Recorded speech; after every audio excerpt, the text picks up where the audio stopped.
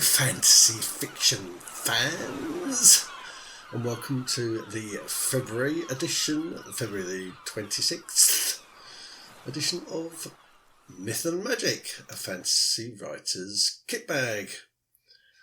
So, a little bit of a shorter show this week, because I've decided to put off the last instalment of my long Romans series. The last instalment is going to be about the Roman invasion of Britain and the Celts, and I think I needed to do a little bit more work before I put that show on, so look out for that very near future, hopefully next week. But over the weekend I've been busy. I was in the Kingdom of Kent again. There seems to be a cycle of going to Kent over the last few weeks, and it's going to go on for a little bit longer because I've got some more Kent visits lined up. But I've been staying this weekend to do with my other job, which is a music reviewer. I've been staying in the seaside town of Broadstairs, Broadstairs, all one word. And Broadstairs is a lovely seaside town, kind of Victorian in flavour, that sits on the Isle of Thanet, Thanet. The Isle of Thanet, when I was a boy, we used to go there when I was very young, so between the age of about 6 to 10 every single year for our holidays. In those days, it took from going from the south of London, where I was brought up, to the Isle of Thanet. It took about all day to get there. My dad had to borrow a motor vehicle. No, you could theoretically go there by train, and my wife used to go to this area on holiday when she was a kid by train. That would take about 5 hours, I suppose. But it used to take my dad, because he often used to break down on the way to the Isle of Thanet in a borrowed motor car. If you saw a picture of the borrowed motor car, you'd probably think it was a vintage car, because we used to go drive around in an Austin Ruby. It used to break down 1 or 2 times on the way to the Isle of Thanet. It took about all day to get there. But the Isle of Thanet is on the sort of like bottom edge of Kent. So Kent is a weird county because it has sea on 3 sides of it, and the last side of it is attached to Sussex. And the Isle of Thanet is not an island in the traditional sense. You do have to go across a causeway to get to it, but once upon a time, not very long ago, it was completely cut off from the land for most of the day, and you could actually sail a ship around it, although not now. Now it's got a silted up kind of, which when you can see yourself, it's a silted up, low-lying piece of land, which you go across on a causeway to. Anyway, the word Thanet, or Thane, means bright or fire, so it was the Isle of Bright Fire in ancient Britannic. Archaeological evidence shows that this area had a very large Stone Age settlement.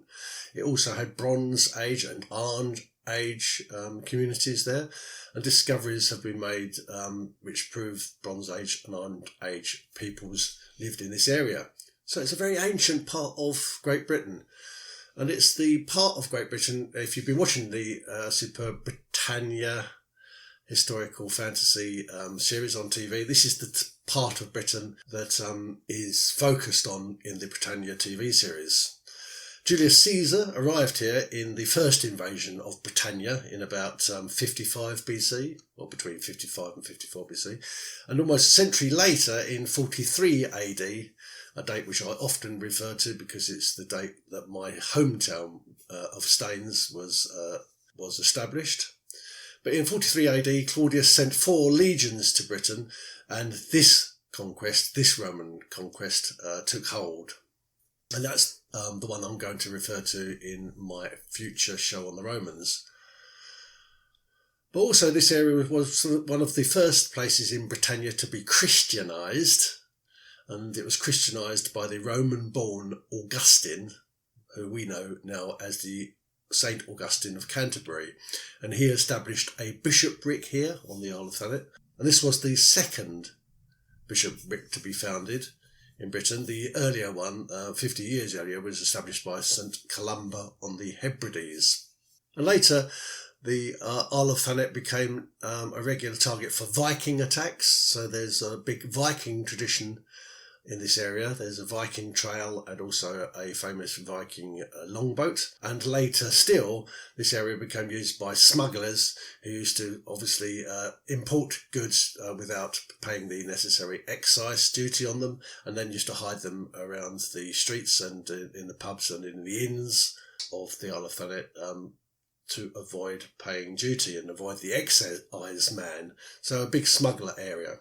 Broadstairs, the place I visited, became a popular seaside town during the Victorian era, and Charles Dickens, who I'll turn to in a moment, he was a famous novelist, went to visit Broadstairs regularly for his holidays during the period 1837 to 1859, and he described Broadstairs as our English watering place.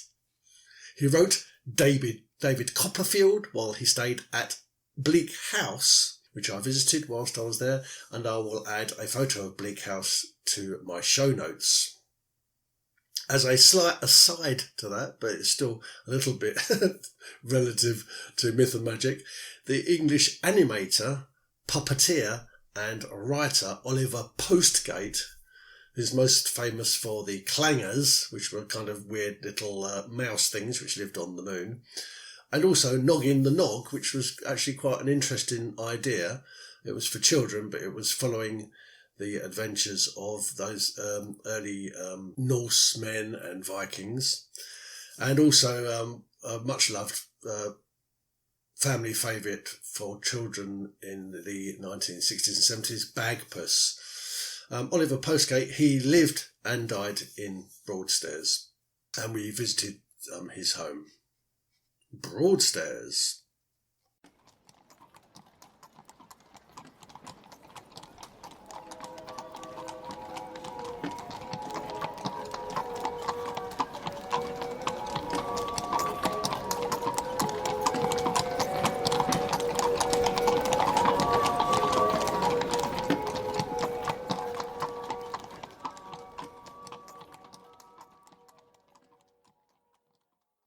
So Charles Dickens has an association with the town of Broadstairs, which is on the Isle of Thanet in the Kingdom of Kent.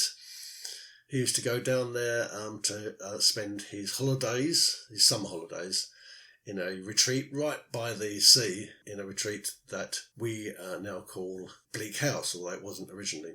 I think we can learn a lot from Charles Dickens, who was a very forward-looking and innovative novelist. And his approach to publication is something that is very pertinent to us as fantasy writers now, and especially to independent fantasy writers. And I'll explain why.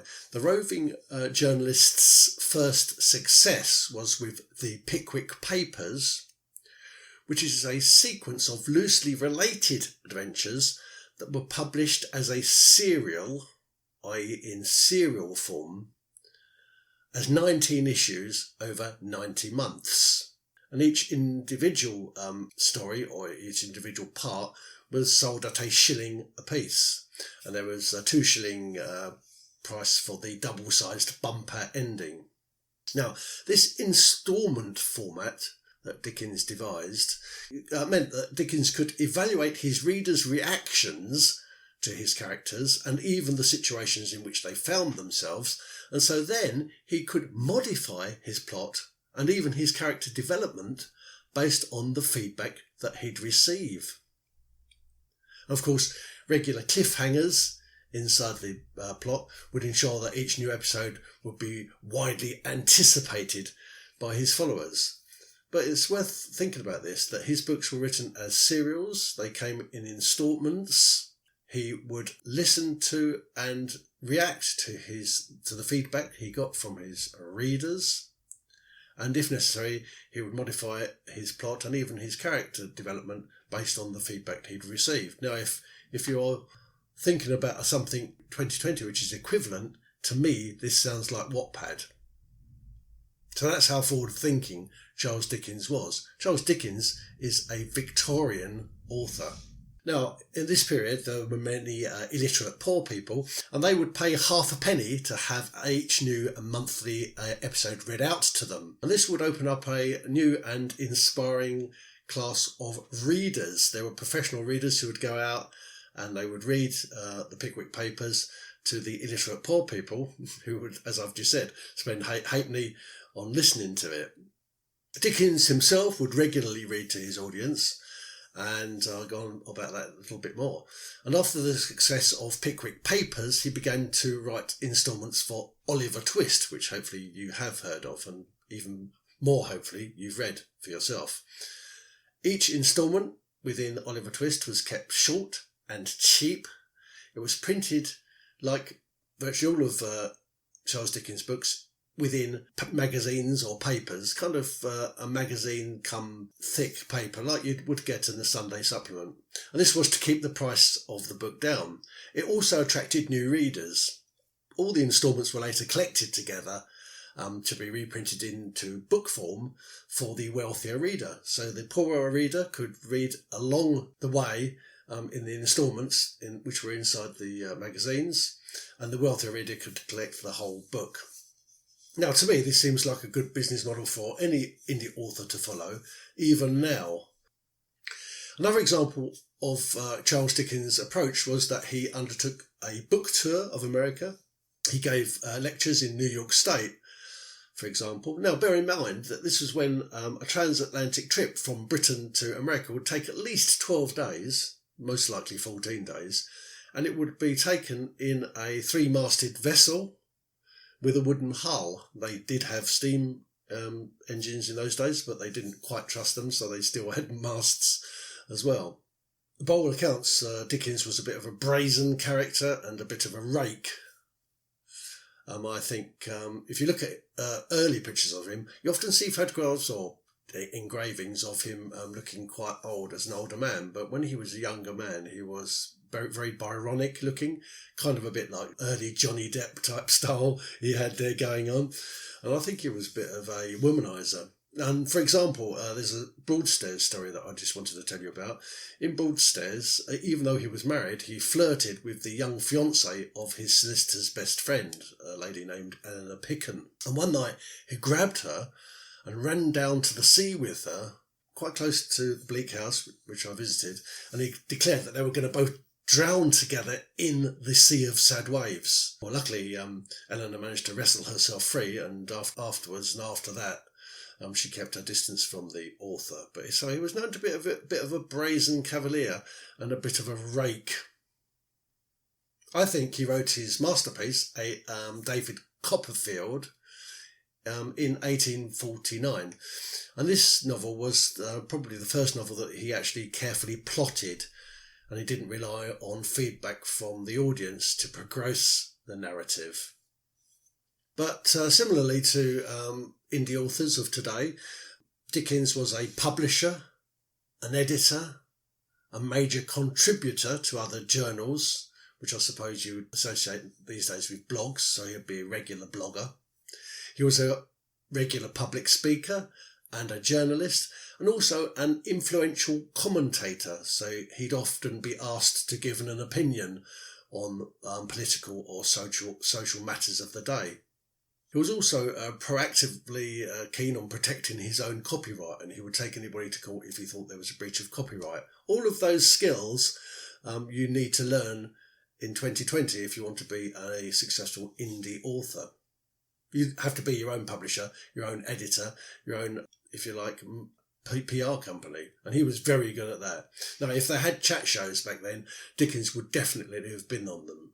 He probably would have been on Love Island. That's the kind of guy he was. He'd have been big on social media, that's for sure.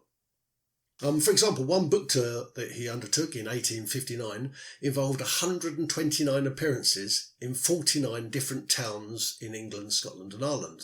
Now, don't forget that many of those journeys had to be taken by coach and horses, because although Brunel's rail advances started to make a big difference to travel across Britain in those days, a lot of the smaller towns and villages were still not connected to railways, and so the primary form of transport for a rich type person, like a popular famous author would be Coach and Horses. Oh yeah, Charles Dickens was a shameless self-promoter. He even travelled across Europe to promote his books, and he also went on another US book tour, where he met his contemporary, the novelist Longfellow. His historical fiction of Tale of Two Cities is often cited as the best-selling novel of all time, and it sold, we guess, about 200 million copies. And I think he shares with Stephen King and with J.K. Rowling this kind of feature that very popular authors have, where the people, the ordinary reader, loves them, but their own contemporary serious literary thinkers, the publishing establishment, if you like, they never really like them very much. They treat them with a bit of suspicion and a bit of disregard, and they look down their nose at a very, very popular writer. But his public never deserted him, and his writings later went on to influence and inspire writers such as Roald Dahl, who mentions his influence, and even Jonathan Nolan, who wrote The Dark Knight Rises. To do with myth and magic, by the way, in case you're wondering what all this has to do with myth and magic, you will know, of course, that that ghosts feature in A Christmas Carol, which you might just know as the story of Ebenezer Scrooge, but A Christmas Carol. But less well known is that Dickens had a great interest in the paranormal, and he wrote several other ghost stories that I'll leave you to look up, and he also advised on other works if the other works involved some kind of ghost element. He became one of the earliest members of a thing called the Ghost Club, which is a paranormal investigation and research organisation that was established in London in 1862. And it was set up specifically to examine reports of ghosts, and it also covers reports of UFO sightings, dowsing and cryptozoology. The Ghost Club still meets, by the way, and other members of the Ghost Club included such notables as the computer pioneer Charles Babbage, the Sherlock Holmes creator, Arthur Conan Doyle, the war poet, Siegfried Sassoon, and the Irish poet, W.B. Yeats.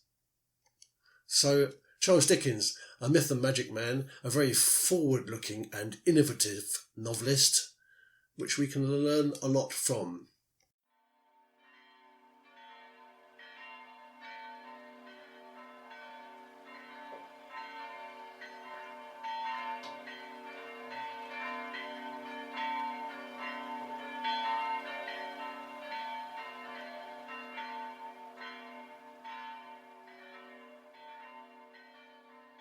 So like I said, it's going to be a little bit of a shorter show today. I'm just going to quickly talk about today, which is, as I go to publish this, Ash Wednesday.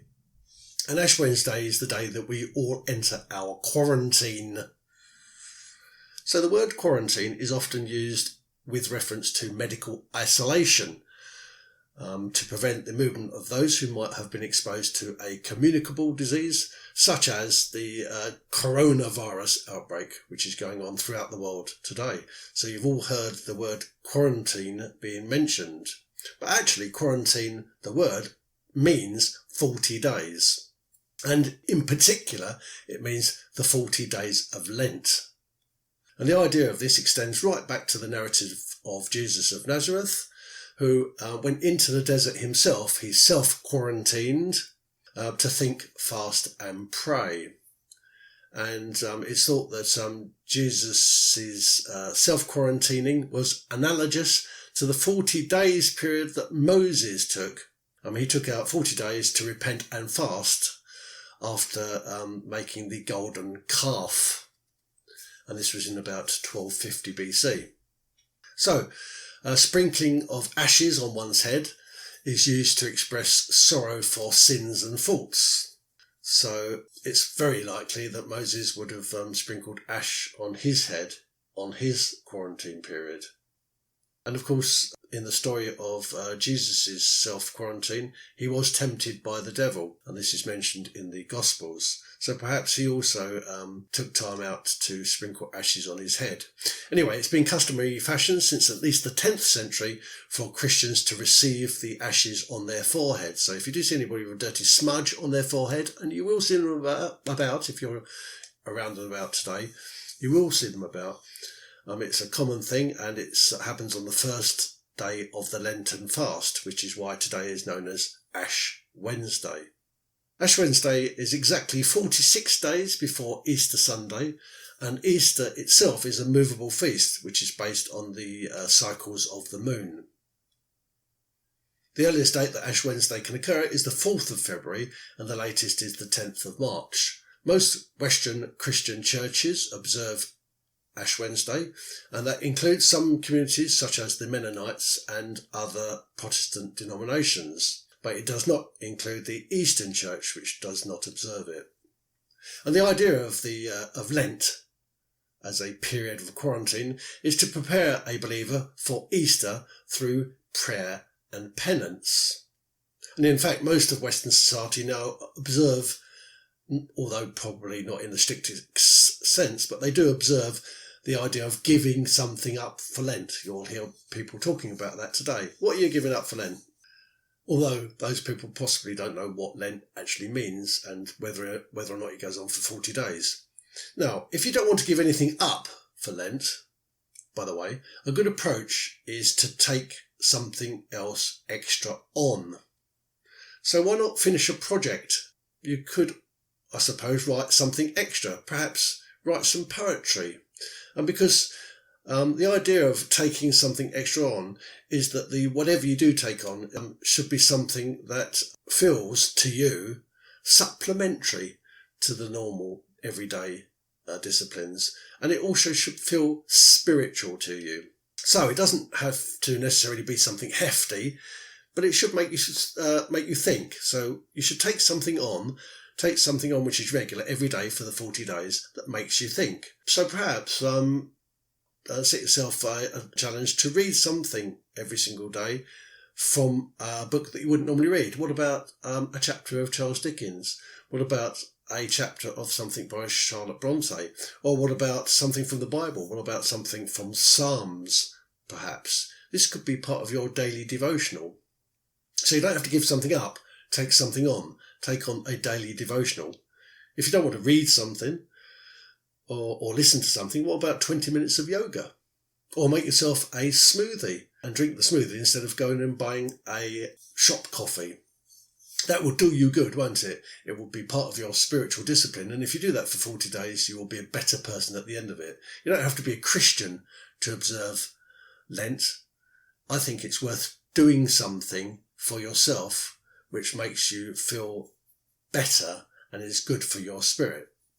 Anyway, I'll leave you to decide what you want to take on extra or go without for your Lenten experience. But if you do decide to do something extra or go without during Lent, then please tweet me at Neil Mach, all one word, Neilmach, and I'll be happy to share it. Now, this year, because of the self-imposed quarantine that's caused by the coronavirus outbreak, the people in northern Italy won't be celebrating or didn't celebrate Shrove Tuesday like they normally did. So they were quite famous, especially in Venice, of having a bit of a do, all dressing up in their masks and having masked balls and various different shenanigans like northern Italians do. They didn't do much of that last night because they were all instead undergoing self-quarantine and staying at home. Shrove is actually derived from the word shrive, S-H-R-I-V-E, and it means to absolve. And so believers are absolved of their sins prior to entering into the period of Lent. This means that they'll need to consume their tempting foodstuffs, which is where the idea of having pancake breakfasts comes from. The idea of pancakes is to use up the existing stocks of flour, milk, eggs and fats like butter prior to the Lenten fasting. And thus, Mardi Gras also means Fat Tuesday. Shrove Tuesday has long been known as a half holiday in the British Isles, and so Pancake races were often held on the Shrove Tuesday, and the day became associated with something called medieval football, which is also known as mob football.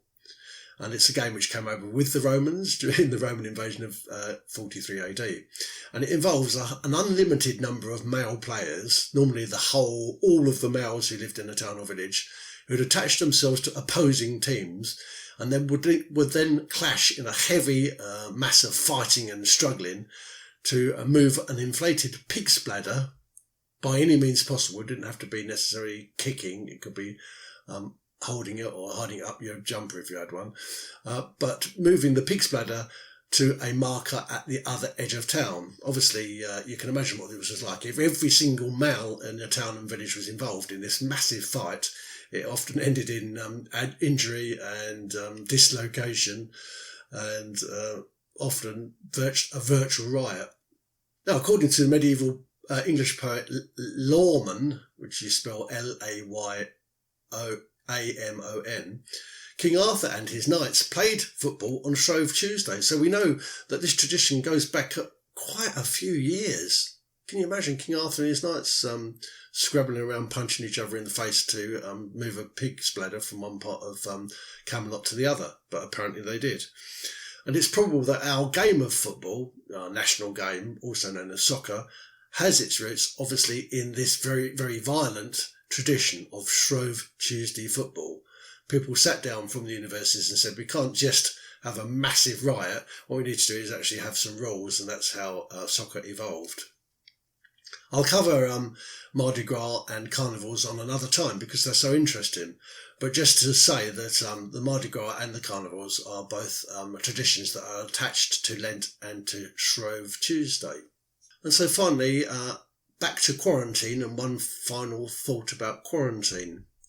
Space voyagers were once kept in quarantine for 21 days. For example, if they'd come back from the moon and they've returned to Earth, they would be kept in quarantine for 21 days. Half, actually, of quarantine, isn't it? Quarantine is 40 days. And this was to guard against the remote possibility that they might have harboured an unknown organism that might endanger life on Earth.